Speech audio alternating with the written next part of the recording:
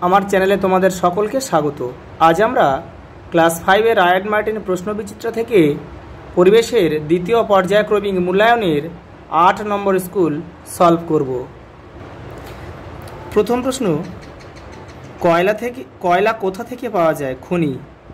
কয়লা খনি থেকে কয়লা পাওয়া যায়। সুন্দরবন অঞ্চলের একটি নদীর নাম লেখো। মাতলা।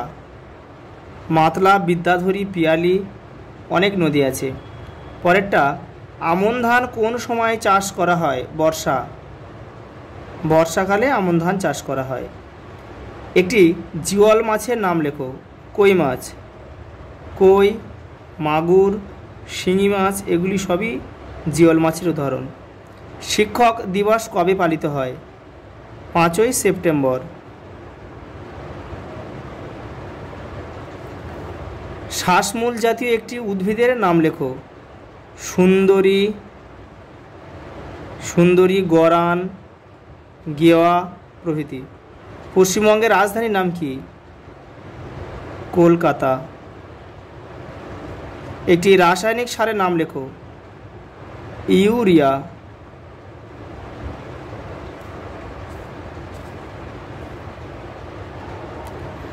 পরেরটা 2-এর দাগের শূন্যস্থান পূরণ করো। সূর্য সেন মাস্টারদা নামে পরিচিত। মাস্টারদা নামে পরিচিত ছিলেন। পুরুলিয়া জেলার অপর নাম হচ্ছে মানভূম। বাঁশের কেল্লা বানিয়েছিলেন তিতুমির। তিতুমির।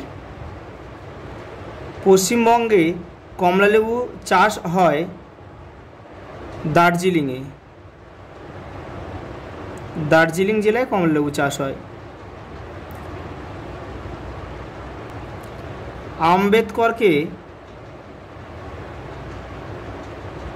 আম্বেদকরকে বাবা সাহেব বলা হয়। লবণাক্ত মাটিতে ভালো জন্মায় ম্যানগ্রোভ জাতীয় উদ্ভিদ। গান্ধী বুড়ি হলেন মাতঙ্গিনী হাজরা। সরপুঁটি মাছ প্রায় নিশ্চিহ্ন হওয়ার মুখে। বঙ্কিমচন্দ্র আনন্দমঠ লিখেছিলেন।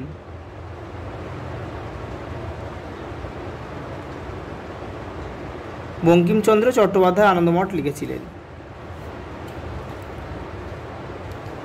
3-এর দাগে রবি শস্যের উদাহরণ হচ্ছে গম, অর্থাৎ যে ফসল শীতের সময় চাষ হয়। জগদীশচন্দ্র বসু জন্মগ্রহণ করেন 1858 সালে। ধান ভালো হলে অভাব হবে না খাবারের।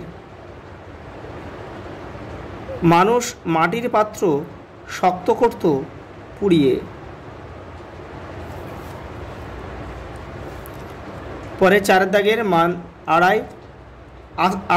আচার্য প্রফুল্লচন্দ্র রায় স্মরণীয় কেন? দেখে নাও।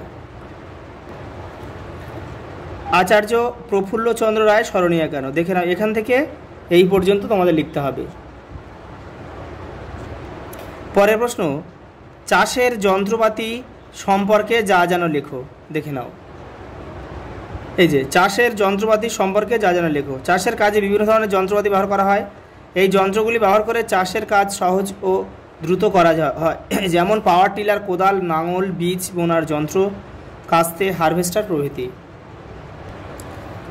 পরের প্রশ্ন, বেশি রাসায়নিক সার ও কীটনাশক ব্যবহারের কুফলগুলি লেখো। তোমাদের টেক্সটের 101 নম্বর পেজে উত্তরটি রয়েছে। এই যে এখান থেকে লিখতে হবে। এই রাসায়নিক সার দিলে ভবিষ্যতে জমি মোটে ফসল দেবে না। এখান থেকে এই পর্যন্ত লিখতে হবে। পরের প্রশ্ন, ডিটিসি এর সুবিধা ও অসুবিধাগুলি আলোচনা করো। দেখে নাও। এখান থেকে এই পর্যন্ত লিখতে হবে যে ডিটিসি সুবিধা ও অসুবিধাগুলি আলোচনা করো। পরের প্রশ্ন, আমাদের দেশে কোন কোন পদ্ধতিতে মাছ চাষ করা হয়? মাছ ধরা হয়।